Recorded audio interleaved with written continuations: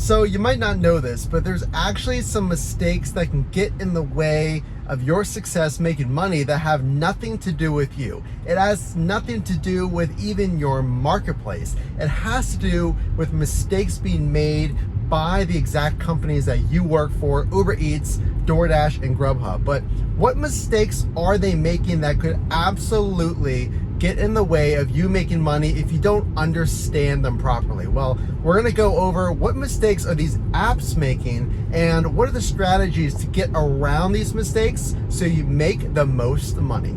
Welcome to the channel. My name is Matt. I'm a part of the Your Driver Team Mike community. That is my twin brother. Go check out his channel. My channel is meant to give you the tips and tricks so that you maximize your time on the road on your favorite side hustle. So I have a full list on the mistakes that these apps are making. We're gonna go over line by line. There's gonna be timestamps in the description if you wanna skip ahead to certain points or rewatch some points. So point number one. So there's a lot of incentives that the apps will give you. You'll get notifications from DoorDash, Uber Eats, and Grubhub with all kinds of bonuses and basically messages trying to get you to drive on their app. But those messages, even though they mean well, they could drastically cause you to make the wrong decision on when to go online and where to drive. Specifically, have you seen a text message that looks like this? So I drive in Pittsburgh, Pennsylvania, and I just know based on my marketplace, and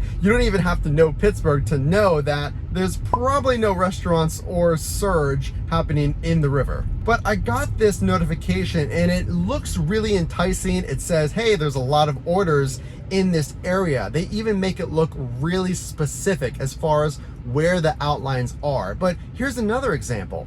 In this area, it seems to be a good area because it's close to the city, but it's actually a bridge that has absolutely no retail stores on it. It's just a bridge to get from one area of town to the other. So why is it even highlighted? So these are the notifications that I do get from Uber. Now, again, this is unique to Uber Eats, but I also get notifications from DoorDash, from Grubhub saying, hey, there's available shifts. You should go online right now. There's available blocks, go online right now. So how do you get around these misleading notifications? Well, we're just gonna keep it really short. There's all kinds of videos on how to maximize your strategy, but it's really knowing your marketplace and knowing around colleges. That's a really good tip. A lot of restaurants are going to be around those colleges for students, around hotels, around stadiums. So if you're new to your area, think about those areas as being those power strips. So another mistake that the apps will make is trying to entice you with bonuses that are just no good. Specifically, I'm talking about quests on Uber Eats. I'm talking about all kinds of peak pay and promotions on DoorDash. And they say, hey, we're gonna give you X amount of dollars if you drive, let's say 8 trips on Uber Eats. But if you look closely, you're making maybe $1 extra. And that really doesn't make a lot of sense for me to change my entire strategy for only $1 extra per order. And the same thing goes for peak pay. So if you look at DoorDash, the map will look like this. And typically you wanna see a map that's entirely lit up in red. That will give you many, many bonuses on DoorDash. You want to see $3 is great, but $1.50 or $1 peak pay, which is that extra pay on top of the base pay, it's not really that great. Should you really drive at this time? It might not be the best time to drive at this particular moment. So in addition to the bonuses that they will dangle in front of you for maybe $1 extra that make no sense, it's the timing of the messages as well. So you might get a notification, but it might be 3 o'clock or a random time during the day, and they're just trying to get drivers out there because it's actually slow. The best times to drive are those lunch rushes, that dinner hour if you can. Again, we have so many videos on this channel and on Your Driver Mike channel, my twin brother's channel, on the best times to drive. So if you see a notification from Uber Eats or DoorDash and you're thinking, is anyone really ordering food at 8 a.m.? I think everyone's going to be at work or something like that. Then stick with your intuition. Again, it doesn't hurt to go online and try and see what the demand is, but just be wary of those notifications and when they are sending you them. So another mistake that the apps will make, and again, I don't think they're doing this on purpose, it's mostly just an automated thing that happens, is these stacked orders. So if you're a DoorDash driver or you're thinking about driving on DoorDash, you really want to pay attention to this. Sometimes you'll get really good stacked orders on DoorDash, and on Grubhub, those are called add-on orders. So long story short, you really want stacked orders that look like this. And you typically want to avoid low stacked on orders that look like this.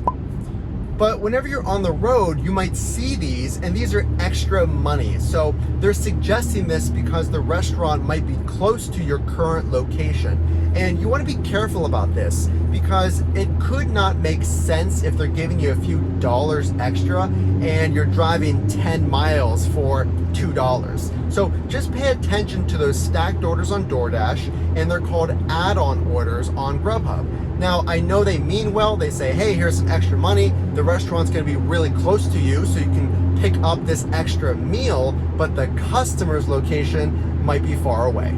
So there are certain things that from the app standpoint, they make it sound like they really matter, and that's another mistake that you don't wanna make. The metrics, there are certain metrics that matter, like your completion rate and of course your customer rating, but there are some that really don't matter, and you don't want to make the mistake of not understanding them. Specifically the acceptance rate, which is how many food deliveries am I accepting? Well, you can actually be very picky, because if you have a low acceptance rate, you are not in any kind of risk of being taken off of the app. So just understand that. But you do want to get to the customer's location on time. That time that you deliver does matter greatly. Of course, your customer rating from the customer and things like that.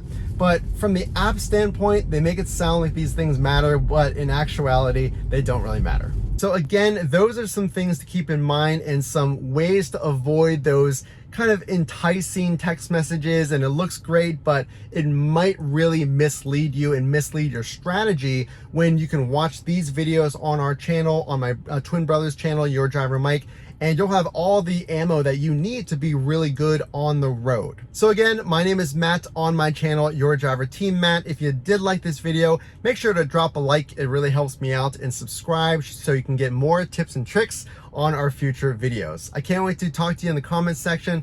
Put your questions in the comments below, and we'll see you in the next video.